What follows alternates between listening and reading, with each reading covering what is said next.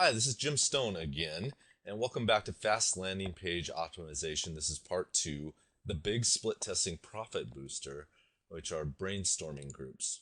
Now, here's why you should pay close attention to this video. We're going to discuss, number one, how to get a wide variety of great split testing ideas from other people so you can dramatically increase your profits. There will be some problems with getting ideas from other people that we'll discuss. And number three, we'll discuss a slick way to overcome all of these problems. Now, here's a little review from video one. Remember, split testing can have huge benefits, especially if you have a profitable product with small margins. The number one problem people have getting results from split testing, though, is narrow thinking. Remember, with the narrow thinking, your results will be very tightly wound around the original results. So you have these narrow range of values here. But with the creative thinking, what you get is more volatile results. Yes, you have some dogs, but you can get this double of your conversion rate if you have enough volatility in the results. Which would you rather have? A 2.0% conversion rate or a 1.2% conversion rate? Now here it is visually. What you want is this kind of a pattern. You want wild swings. You want some that are dogs and some that are radically good. What you want to avoid is getting a bunch of ideas that are just timid little tweaks on the original, and you end up not getting very interesting results. Now, remember also in video one, we looked at undeniable principle number one, and that was that you can only think of the things you can think of. Now, the take-home lesson from video one was if you use only your own ideas in your split testing, you will wind up with weak tests. That's why it's best to get ideas from other people as well. And that's what this video is about, getting a wide variety of ideas from other people. Now, there's two ways to get ideas from others. One is to hire a conversion specialist to generate the ideas, and that's not going to be the favored version of how to get ideas from others, as you'll see later in this video series. The second is to run a brainstorming group of your own. Now, in this video, I'm going to show you how to run a brainstorming group of your own. And it's pretty simple. First, you recruit the members. And second, you run the meeting. And third, you process the ideas and get them into a split test. I'm going to look at each of these in turn. Here's how to recruit members. Number one, you pick a date, time, and place. I don't have any fancy advice about how to do that, but it's something you've got to do. Number two, then you invite them to help you. Send them a link to your landing page so they can take a look at it. Ask them your key question for the page, which might be, how can I get more sales on this page? Or it might be, how can I get more opt-ins or more leads? Whatever your main goal is, ask them that key question. Ask them to give it maybe 5 to 10 minutes thought before the meeting, and they should write down their ideas in a list and bring that list to the meeting. Now, here's the tips for running a great brainstorming meeting. Remind the people in the room of the goal. Is it a sale, an opt-in, or what is it? Or you can simply just repeat the key question that you gave them when you asked them to help you. Second, go over some ground rules. Tell them there won't be any stupid ideas. You want to encourage people to give all the ideas that they have and not worry about whether ideas are stupid. And in general, there shouldn't be much discussion along the way in the initial phase where you're just getting the ideas out. Three, go round robin to get the ideas out. If everybody has a list, they can just say something on their list, and you just go around until everybody runs out of ideas. And four, you can discuss the ideas after all the ideas are out to get a feel for which ones people think are most worth testing. Now, once you have this list, maybe you have 50 ideas on this list out of this brainstorming session, maybe even 100. Here's how to process the ideas. Number one, you're going to want to strike duplicates. There are probably going to be some duplicates on the list. You're going to want to get rid of those dumb ideas. Now, I know I said there were no dumb ideas.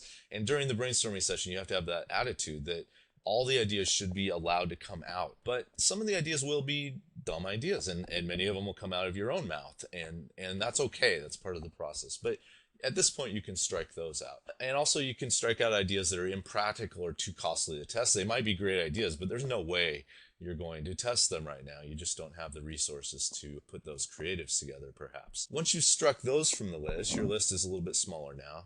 Now you want to lump together similar ideas that could be tested as alternatives of a single factor. For instance, let's say you have 6 or 7 ideas that all related to the headline area of your landing page. Those can all be tested as one thing, and the ideas end up becoming different alternatives of that one factor. Okay, so you want to lump those together, and then you can do some rearranging to figure out what actually goes into the test. And then finally rank the remaining ideas. A single variable split test, you're going to want to have one single idea. If you're doing a multivariate test, you can maybe test up to 20 things. Regardless, you're probably going to have to rank the items on the list because you'll have more ideas than you'll have slots in your test. And finally, test the top ideas.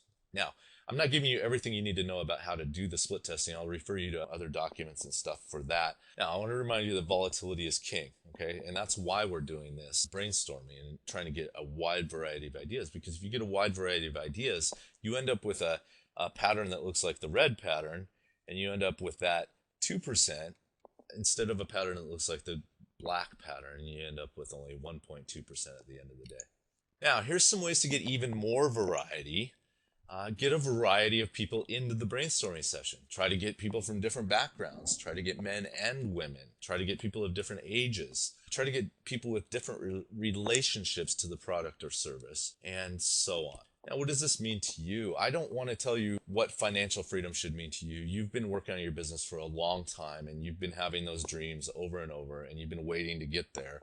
You know what it means. And I just want to remind you that split testing, depending on whether you're profitable already and what your margins are, split testing could very well be the thing that gets you to that vision of financial freedom that you've had in your head for a long time. But still, even at this point, don't take a mortgage out on that new house. I mean, I've shown you how split testing can give you incredible results, and I've shown you how to do it better than most people ever do it by getting a wide variety of ideas into your test. But it's not always easy to get a good brainstorming group together, right?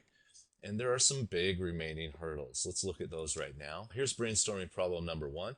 It's difficult to get a lot of people together to look at your page, and it takes work to run the sessions. I'm sure you felt that even as I was describing it.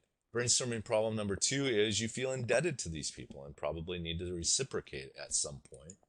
And brainstorming problem number 3 is you might not even know a wide variety of people who can help you. You might look around at all the people you've invited and you say, hey, everybody seems to be a lot like me. And that's okay. That's better than doing it on your own. Much better.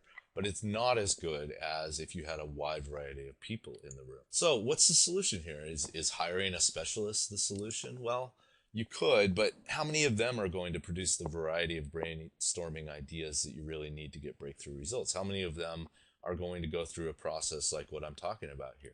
I don't know. And how much is it going to cost you? You've got to ask those questions. So I'm going to continue to recommend doing your own brainstorming groups. Now, ponder this. What if there were a way to get a lot of people to give you ideas for improving your landing pages, and it wouldn't cost you any money? The people would be from a wide variety of perspectives and backgrounds. Once they helped, you would feel no obligation whatsoever to reciprocate. In fact, these people would gladly take time to look over your webpage and make an honest effort to give you good advice. And you get step-by-step instructions, for putting these ideas into split tests, whether it's a simple A-B split test or a multivariate test. So you can get your results quickly. Now that would be nice, right? Too bad something like this can't happen in the real world. Or can it? Well, it can. And that's in video 3. So look for the next video. Fast Landing Page Optimization Part 3, the ultimate way to improve all your landing pages. I'll show you how to get a wide variety of great optimizing ideas in a way that solves all of the problems mentioned above.